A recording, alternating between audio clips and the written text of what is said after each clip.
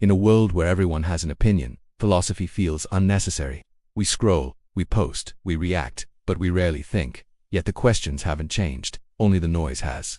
For thousands of years, philosophers asked, what is truth? What is happiness? What makes life worth living? Today, those questions are buried under hashtags, so let's unbury them and revisit the schools of thought that try to answer, not to worship them, but to understand how much of them still lives inside us. The Stoics, Marcus Aurelius, Seneca, Epictetus, they believed peace comes from mastering the only thing we can truly control, ourselves. Pain, loss, chaos, inevitable. But your reaction, that's your kingdom. In modern terms, Stoicism is everywhere. In mindfulness apps, in therapy that teaches emotional regulation, in motivational quotes that tell you to focus on what you can change, critique. The problem is that today, Stoicism is often used as anesthesia, a way to accept what shouldn't be accepted. We call it inner peace, but sometimes it's just emotional avoidance. A true Stoic doesn't escape pain, he uses it to sharpen virtue. Epicurus taught that happiness is simple: avoid pain, seek pleasure, but not the kind you think. Not indulgence, but balance. Not endless feasts, but the quiet joy of friendship and freedom. Today, Epicureanism survives in minimalism, slow living, and self-care. It asks in every YouTube video that tells you to declutter your life and find joy in silence. Critique, but the modern version of pleasure is still consumerist.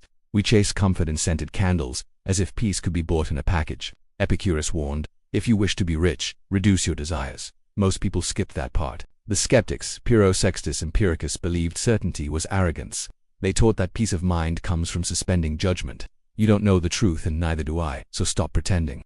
In today's world, skepticism is vital. Fake news, algorithms, echo chambers. It teaches us to question the source, to ask who profits from this truth. Critique, but modern skepticism mutated into cynicism. We no longer question to understand. We question to feel superior, to mock, to destroy. Real skepticism is humility, not sarcasm. Existentialism was born in the ruins of war. Sartre, Camus, Kierkegaard, they saw a meaningless universe and decided, if meaning doesn't exist, we must invent it. There is no script, no divine plan, only choice, and its weight. In today's world, existentialism is the air we breathe. Be yourself. Follow your path.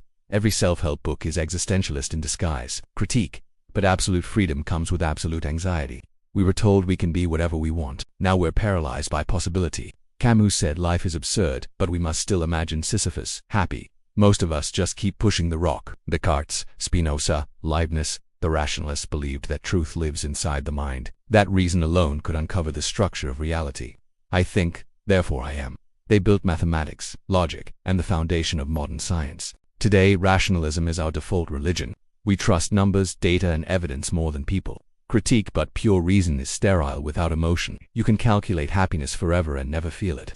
You can analyze love and never live it. The mind is a wonderful tool, but a terrible master. The empiricists, Locke, Hume, Berkeley, rebelled against rationalism. Truth, they said, isn't found inside your head. It's found in the world you touch, in what you see, not what you think. Empiricism gave us science, medicine, observation. It gave us progress, and the illusion that everything can be proven. Critique, but in a world of filters and simulations, even experience can be fake. We confuse visibility with reality. We see everything and understand nothing. Empiricism taught us to trust our senses, but what if our senses are hacked? Then came the abyss. Nihilism, the child of too much knowledge. Nietzsche said, God is dead. He didn't mean religion was wrong. He meant we killed every absolute, and nothing replaced it. No truth, no purpose, no morality, just endless noise. And what did we do with that freedom? We filled it with distraction, with scrolling, irony, and performance. Critique. Modern nihilism isn't brave, it's lazy. It's not the courage to face nothingness. It's the comfort of not caring. Each philosophy was a lens. None was the whole picture. The Stoics gave us strength. The Epicureans gave us calm. The skeptics gave us humility. The existentialists gave us freedom. The rationalists gave us clarity. The empiricists gave us evidence. The nihilists a warning. The modern world pretends to be beyond philosophy, but every choice we make is built on one of these ghosts. When we meditate, Stoic. When we manifest, rationalist and existentialist. When we scroll, endlessly nihilist. We never left philosophy. We just stopped realizing we were living it. Maybe the next school of thought won't come from Athens, or Paris, or Oxford, but from the silence between notifications. The next philosopher won't write books, he'll just pause before reacting. And maybe that pause will be the first real thought humanity has had in a very long time.